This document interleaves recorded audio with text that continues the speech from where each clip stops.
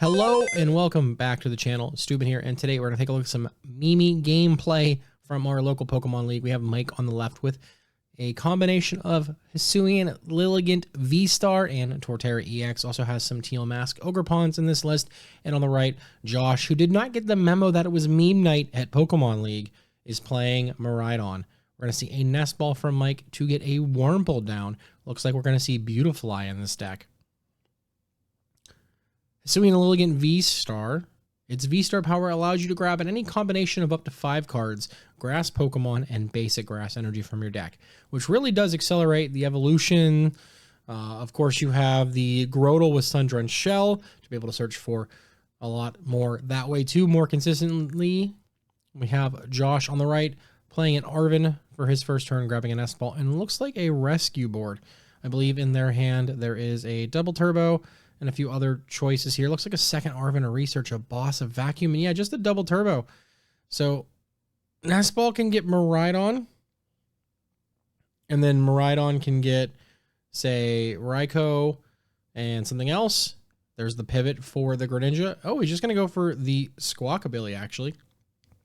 I think I like that a little bit more, considering that the rest of the hand is just kind of supporter heavy and not much items, no electric generators or anything like that of the sorts. And I think, yeah, just the full-on Squawk and Seize. Oh, is thinking about committing the Double Turbo energy first, which is actually pretty good. But if you commit that now, you have to hit Double Generator to attack this turn, and even then, that Iron Hands isn't going to be able to hit over the Hisuian Lilligant V. Squawk and Seize does give them a fresh hand. Looks like an Area 0 Underdepths, and I see a few other things in here. Placing some markers down for the Radiant Greninja to be able to draw 2 cards. Gets a Forest Steel Stone. I see another Double Turbo in there. Looks like there's also an Area 0 Underdepths. But no other ways to finding Pokemon.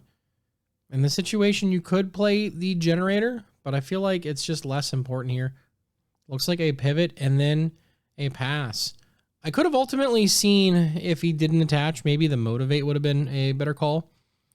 Mike goes ahead and rare candies into the Beautifly, which I do believe lets them draw a few cards per turn. Maximum Belt being placed on Torterra, and we're going to see the Beautifly pop off. 1, 2, 3, 4, 5. Yeah, it has 6 cards in hand. It's basically a Bibarel +1. See another Beautifly. Looks like an Arven Iono rare candy. Has the Torterra. There's the rare candy for it. Evo Press does a lot of damage, especially once you start getting set up here. Or I'm sorry, it's not Evo Prize. I'm thinking of the single prize one. That is Forest March for 1 Grass Energy. It does 30 damage times the amount of your Grass Energy, or I'm sorry, your Grass Pokemon in play. So Area 0 Underdepths with the Ogrepon, a lot of benched Pokemon. You can do a lot for a single energy. I feel like all that deck's missing now to maybe be a little bit better, something like a Max Potion. Turtwig and another Hisuian Lilligant hits the bench, and Hisuian Lilligant V has that free attack of Dance Gracefully. Draw until you have 6 cards in your hand. So all the Hisuian Pokemon have that special no energy attack. Nest Ball on Josh's side to start his turn does find a Miraidon EX. Gonna go ahead and use the Tandem Unit ability to grab 2 Lightning Pokemon from the deck. We see a Zapdos that increases the damage by 10 from your basic Lightning Pokemon, as well as the Mewtwo, which will enable the Terra Stadium for Josh. Area 0 Underdepths. They can now have 8 benched Pokemon. These bench spaces are a little bit tight, but we're going to see that just get pushed up around a little bit. Here is the Raikou. Radiant Greninja is going to go ahead and conceal some cards, discarding another Lightning Energy, draw 2. I see an Ultra Ball, Double Lightning, Pheasantipity, and another Arven to follow up here.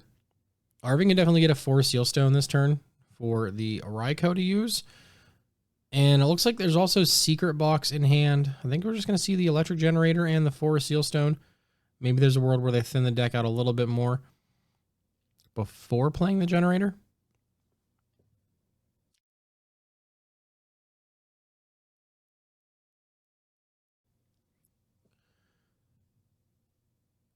And there is the first Generator. Looking at the top 5 cards. Oh, and no energy found off the top.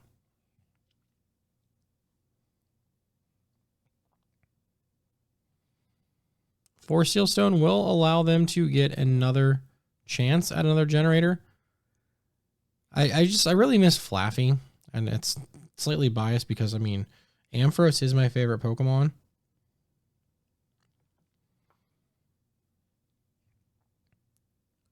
And yep, the stone is going to be used attached to the Raikou. Looking for another electric generator. You don't have to reveal what you get from Forest Seal Stone since it can be any card, but yeah, I think he's just going to play it anyways and hope to hit even more Pokemon here. There we go. Finds 2. And I think in this case, if you want to knock out, you got to go to the Raikou to be able to knock out that Lilligant. And thanks to the Mewtwo and the Area 0 Underdepths, you'll be able to reach there. It does 20 damage base, and then 20 for every benched Pokemon, yours and your opponent. So this can get kind of hairy here. Turn attachment onto the Squawkabilly so it can retreat. Raikou comes up. Going to see the Fleet-Footed, allowing Josh to draw an additional card. And he's got this Fez in his hand. I feel like you just put it down. It's increasing your damage output. You kind of have all the Pokemon you really want. And, I mean, if you get Iono'd and you lose that and you get a knockout on Mike's side, then it is kind of brutal. And Josh does go ahead and take 2 prize cards here, knocking out that Hisuian Lilligant with the Lightning Rondo attack. Mike does promote the Torterra EX, a massive 330, I think, 340 HP on that behemoth. Just needs a single grass energy to attack. And honestly, the Area 0 is just going to help out Mike a lot here. Nest Ball, eyeballing some Ogerpon. Going to be able to Teal Dance a few times with these Ogerpon in play. And they're also Terra Pokemon, so it just makes it even easier for him to load up his bench even higher. Has a couple energy already. I see the Sun Drenched Shell ability on that Grotle. Grabbing the Hisuian Lilligant V-Star, and the V-Star power is going to allow him to search for 5, up to 5. Just Josh has to lean in here and pick this thing up and read it.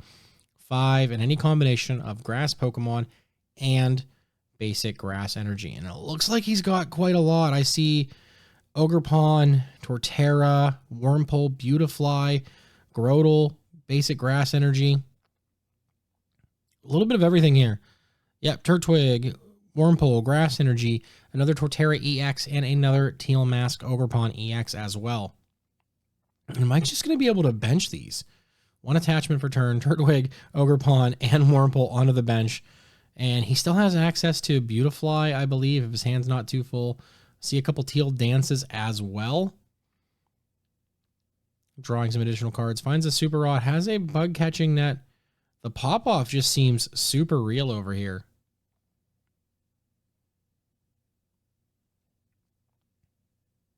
I don't even know in what world that, like, anything that Josh is going to have in this Miraidon deck that can get over a Torterra. He's just going to have to really rely on gusting options. And then Mike adds insult to injury and goes ahead and plays Iono, putting them back down to just 6 cards. Finds a couple Nest Balls, but their bench is officially full now. Has Ultra Ball as well. Could search for another evolution, thin the hand down, draw a couple cards with another Teal Dance or 2, and then use that Beautifly to draw back up.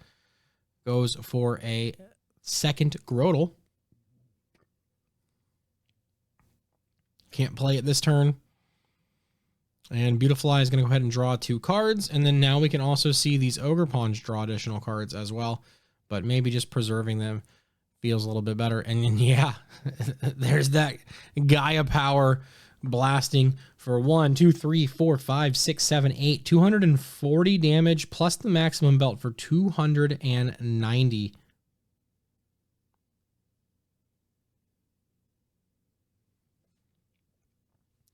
Josh does start off with a tandem unit for the turn. And just decides to grab another Raikou here. Plays the Nest Ball, gets the Pheasantipity that he should have benched, as I mentioned, on that previous turn. It went to the bottom of the deck. I was afraid of an Iono, and there it was.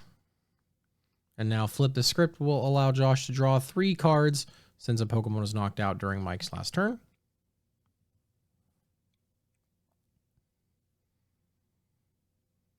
Mike has a lot of cards in hand. An absolute ton. So I feel like Josh needs to get some energy in play in some shape or form. And maybe gust around this Torterra and say knock out maybe a Ogre Pawn. We're going to see the concealed cards discarding lightning energy to allow him to draw 2 more cards this turn. And I think he's also got quite the hand as well, thanks to the Fez and the Greninja. There's a Mew in hand. He does have 1 more bench space. It looks like there's another Nest Ball. I see a Generator. There's also the Academy at Night, which kind of feels counterintuitive to the Area 0 Under Depths. But if you're not attacking with the Raikou this turn, then it doesn't matter too much. Can Raikou reach over the 340 on the Torterra? Mike has 8, so that's 160. Yeah, actually, he can. If Josh fully benches 160 is 320, plus a 20 base is 340 damage. Raikou can actually knock out Torterra EX thanks to Area 0 Under Depths and a full bench on both sides of the field.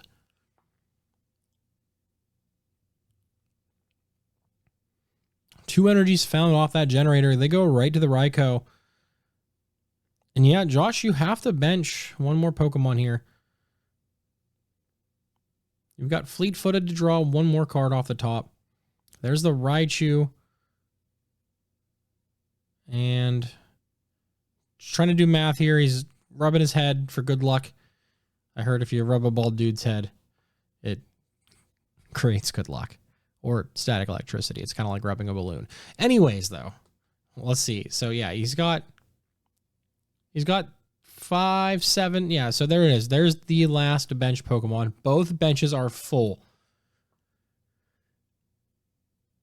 He's got a turn attachment as well. I feel like attaching to the Miraidon is probably the best play. Goes for the Iron Hands, though.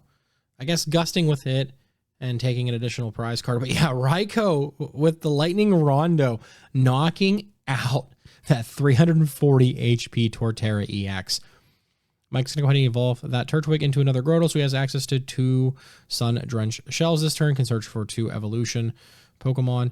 And we're just going to see 1, and there is the Torterra EX. He's got the energy in play. He's got a bench.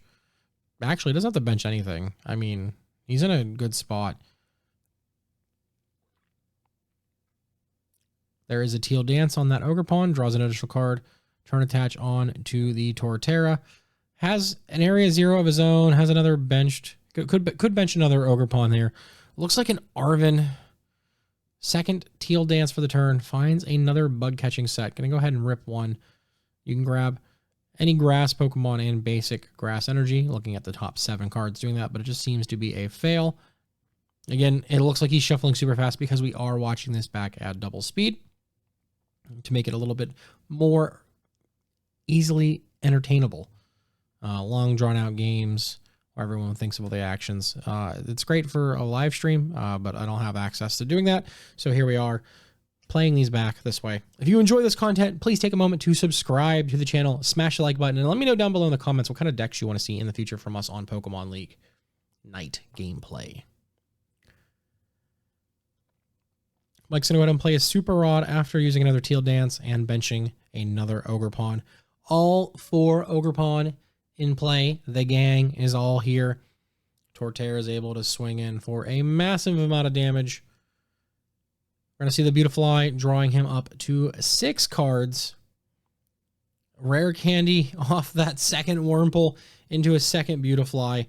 Just has a couple of dead cards in hand. I see a Radiant Serena, which would be great in most situations, but in this case, I think just whatever he's playing is just getting 1-hit KO'd. Ultra Ball, maybe a fail to thin it out. Nope, gonna go ahead and grab the last Torterra EX.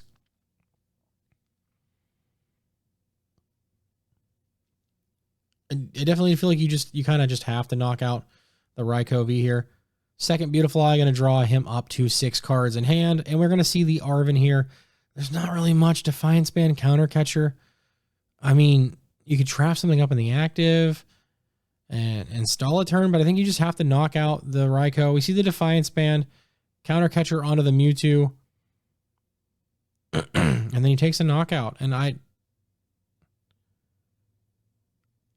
think he should have just knocked out the Raikou. Oh, but no, he doesn't have a Terra Pokemon anymore. So he's forcing him to decrease the bench.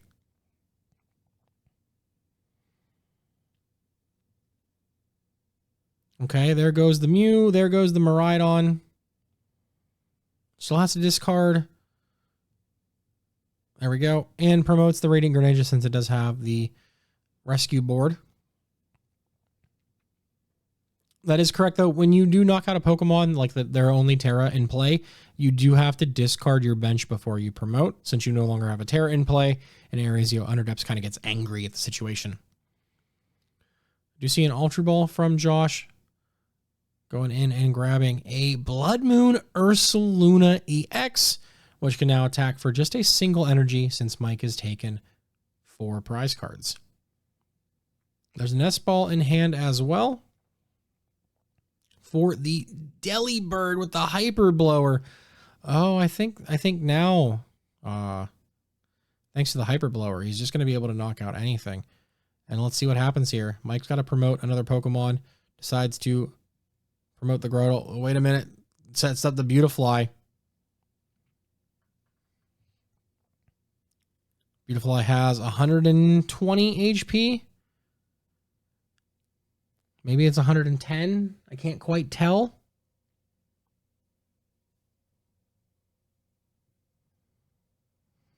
Energy on it to the Iron Hands. He's going to retreat. Oh, he's got the boss's orders anyways. And Iron Hands EX is going to take an extra prize card with Amp You very much for the game. And Josh takes it. Man, Mike was close. I don't know. I feel like he was just in a rock and a hard place there. Ultimately, between either knocking out the Raikou or trying to reduce the damage output by, making that Mewtwo go away and then Area Zero kind of get in there. So hard to say ultimately what happened, but it looks like just Miraidon had all the gas, even though Miraidon never set foot in the active spot. And again, if you enjoyed this content, please take a moment to subscribe. It would really mean a lot to me. And I'll see you guys in the next one. Peace.